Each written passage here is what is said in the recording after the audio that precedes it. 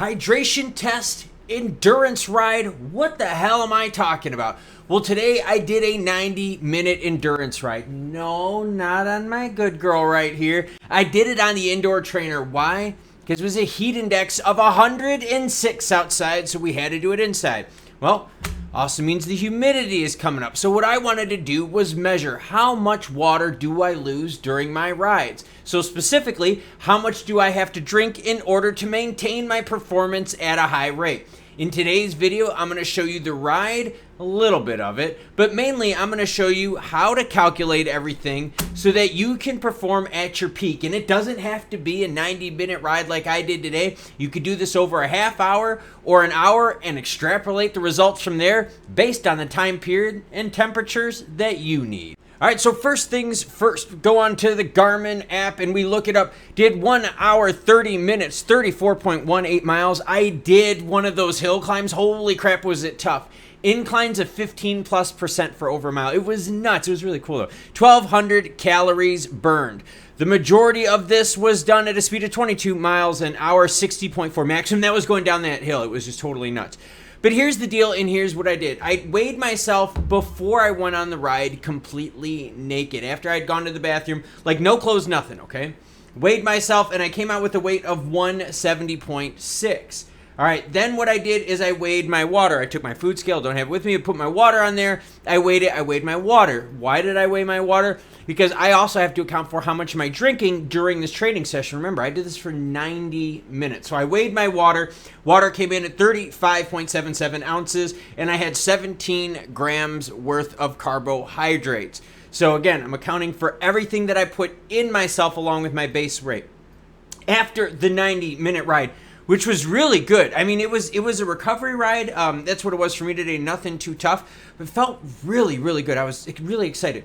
So afterwards, though, weighed myself. Again, completely naked. Dry off all the sweat off your body. It's gross. Here, take a look at this short. This was from my run yesterday. This shows you how gross I got outside.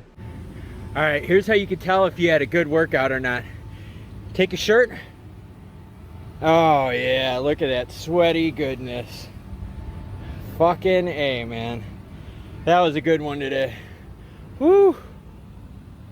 So I weighed myself, came up with 168.8, and my water was now 24.48 ounces. So I add those two together and came up with 2.48 or 2.5 pounds lost during an easy recovery session of 90 minutes. I'll also be putting up how many watts I was putting down on the screen so you can kind of see what I was doing, along with my heart rate to show you I was way low. I can put down big watts with low heart rate. I'm a heavier guy for cycling, so that also means I have to get myself up those damn hills.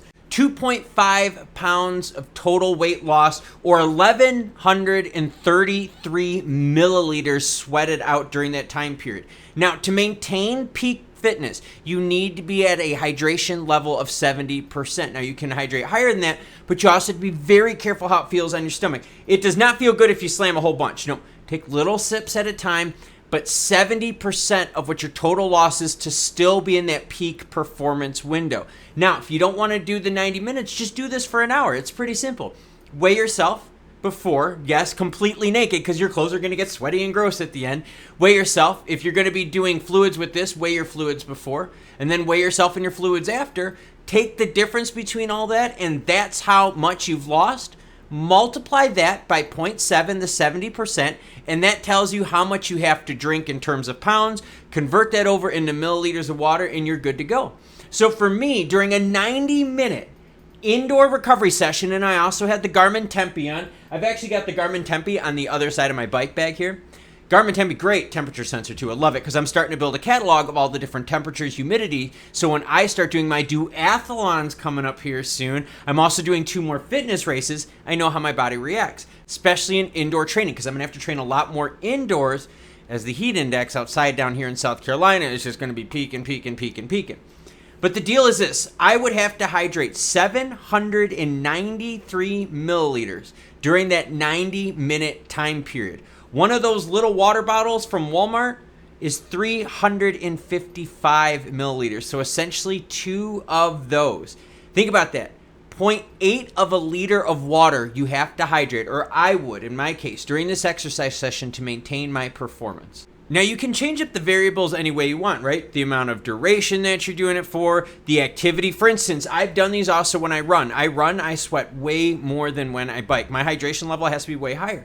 The reason I do this is, again, I'm building a database and making sure I can keep my performance peak during varying conditions. And since I've lost weight here over the last 8 months training in a calorie deficit, yeah, my body is reacting quite differently. So if you're a runner, if you're a cycler, if you're a rower, you could do this kind of test, but just make sure that you weigh everything before and after right away, and make sure you dry yourself off so you don't have all that. You want all that sweat weight off you because it's all come off your body. So make sure you dry her off before you get on the scale that second time for it to be accurate. Now, what's really neat about this is you can even take it a step further and go, hey, wait a minute. I want to do a tempo workout, or you know what? I want to do a threshold. Let's just burn it out and kick out some sprints. You can then start building how much water you lose during those activities as well. It'll help you prevent injury big time because you don't want to be cramping on any of these long rides. That's, yeah, 90-minute ride, right? It'll help you out with the cramping. It'll keep your performance up, and it'll also keep you mentally good because when you get dehydrated, you can mentally get lost and get in that fog. And they say that if you're thirsty, it's already too late. So it's better to take sips during and just keep up with your hydration. And if you do a hydration test like this, you are going to be way more accurate and way more glad that you did. Now, recently I did a fitness event. Yes, it was awesome. But in order to train for that event, I did a Hyrox-based workout. That video is this right here. If you want to see my fitness event clip, that's this video right here. Now, I am going to do some more stretching, more hydrating.